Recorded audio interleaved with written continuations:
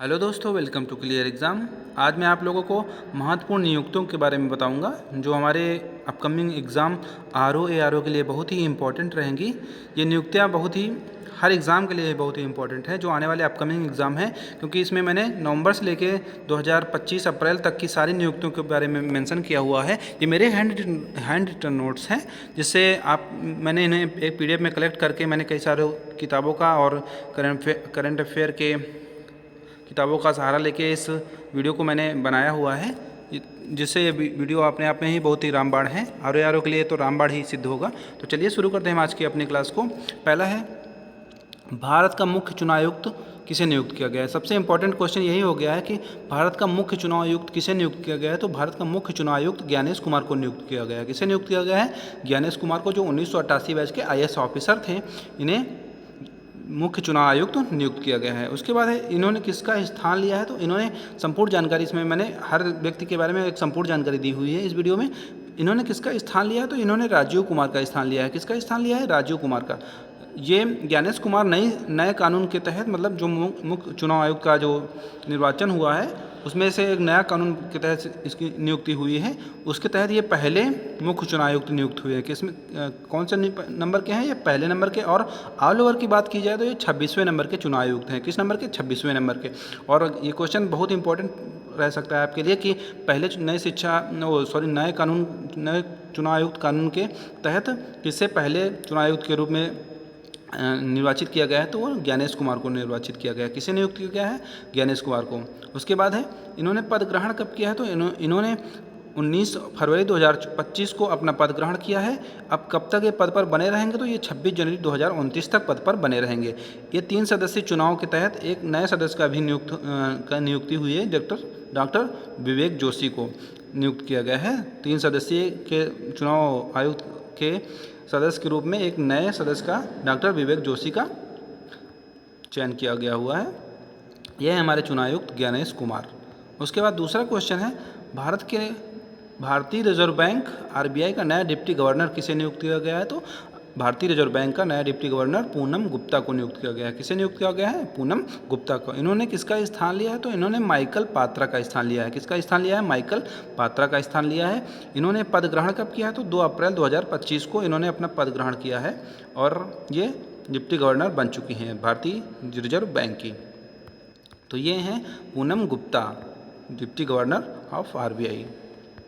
उसके बाद है, तीसरा क्वेश्चन है, सेबी का अध्यक्ष किसे नियुक्त किया गया है। तो ये सबसे इंपॉर्टेंट क्वेश्चन होगा कि सेबी का नया अध्यक्ष किसे नियुक्त किया गया है। तो तुहिन कांत पांडे को नियुक्त किया गया है। किसे नियुक्त किया गया है? तो तुहिन कांत पांडे को। ये 1988 बैच के IAS ऑफिसर हैं।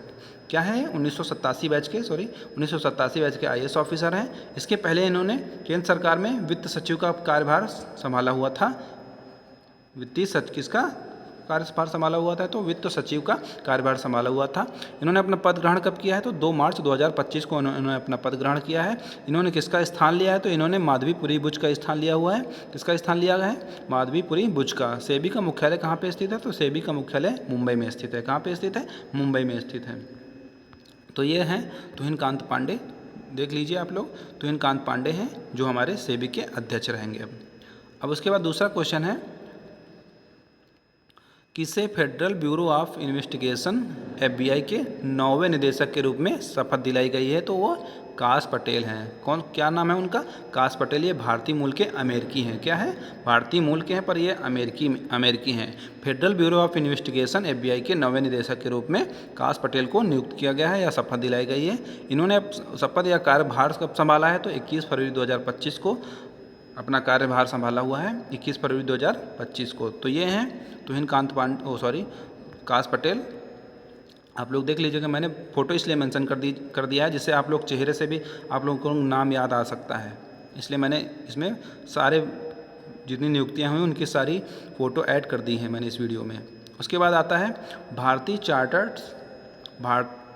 चार्टर्ड अकाउंटेंट्स संस्थान ICAI ने किसे अपना अध्यक्ष नियुक्त किया है? तो चरणजोत सिंह नंदा को अपना अध्यक्ष नियुक्त किया है। किसने नियुक्त किया है? भारतीय चार्टर्ड अकाउंटेंट्स संस्थान ने अपना अध्यक्ष चरणजोत सिंह नंदा को नियुक्त किया गया। ये किस नंबर के अध्यक्ष बने हैं? तो ये 73वें नंबर के अध्यक्ष बने हैं, 73 नंबर के अध्यक्ष बने हैं। चरणजोत सिंह नंदा, ये हैं चरणजोत सिंह नंदा। आप लोग चेहरा याद कर लीजिएगा इनका। फ़ोटो से आप लोगों को काफ़ी ज़्यादा और दिमाग में ये क्वेश्चन बना रहेगा, जिससे इसीलिए मैंने इन फ़ोटो को ऐड किया हुआ है।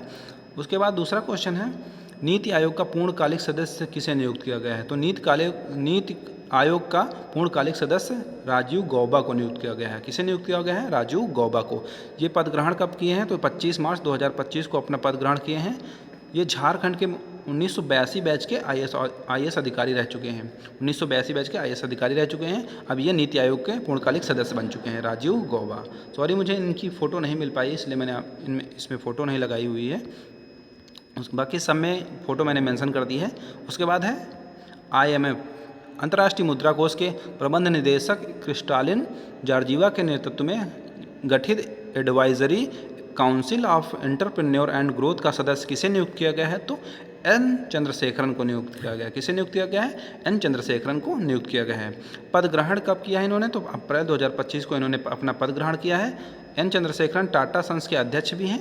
ये टाटा सन्स के अध्यक्ष भी हैं और RBI बोर्ड के सदस्य के रूप में भी कार्यरत हैं इस टाइम पे। ये हैं एस चंद्रशेखरन है। क्या नाम है इनका? एस चंद्रशेखरन। इनकी फ़ोटो देख लीजिए आप लोग। उसके बाद क्वेश्चन है, कॉमनवेल्थ ऑफ नेशंस का महासचिव किसे नियुक्त किया गया है? तो कॉमनवेल्थ ऑफ नेशन का महासचिव किसे नियुक्त किया गया है? तो सरली बोचवे को नियुक्त किया गया है। किसे नियुक्त किया गया है? सरली बोचवे को। ये घाना देश की हैं, जो एक अफ्रीकी देश है। इन्होंने 7वें महासचिव के रूप में पद ग्रहण किया है। कौन से नंबर की हैं ये? 7वें नंबर की महासचिव हैं। इन्होंने 1 अप्रैल 2025 को अपना पद ग्रहण किया है।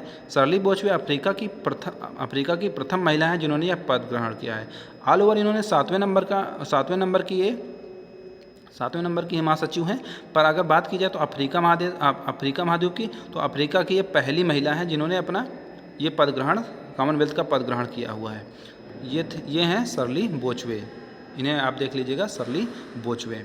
उसके बाद है सर्वोच्च न्यायालय के पूर्व न्यायाधीश वी रामासुब्रमण्यम को किसका अध्यक्ष नियुक्त किया गया है? ये सर्वोच्च न्यायालय के पूर्व न्यायाधीश रह चुके हैं। इन्हें अब किस विभाग का अध्यक्ष नियुक्त किया गया है? तो राष्ट्रीय मानवाधिकार आयोग का इन्हें अध्यक्ष घोषित कर दिया गया है या नियुक्त कर दिया गया है। ये 2023 तक सर्वोच्च न्यायालय के न्यायाधीश थे। इन्होंने किसका स्थान लिया है? तो इन्होंने जस्टिस अरुण कुमार मिश्र का स्थान लिया है। ये पद ग्रहण कब किए हैं? तो दिसंबर 2024 में इन्होंने अपना पद ग्रहण कर लिया है। किसके स्थान पर? जस्टिस अरुण कुमार मिश्र के स्थान पर। क्या नाम है इनका? वी रामा सुब्रमण्यम। ये हैं वी रामा सुब्रमण्यम। उसके बाद है किसे भारतीय अंतरिक्ष अनुसंधान संगठन इसरो का अध्यक्ष चुना गया है? तो डॉक्टर वी नारायणन को इसरो का अध्यक्ष चुना गया है। भारतीय अंतरिक्ष अनुसंधान संगठन इसरो का अध्यक्ष डॉक्टर वी नारायणन को चुना गया है। ये किसका स्थान लेंगे? तो ये एस सोमनाथ का स्थान लेंगे। इन्होंने पद ग्रहण कब किया? तो जनवरी 2025 में अपना पद ग्रहण कर लिया है। किसने?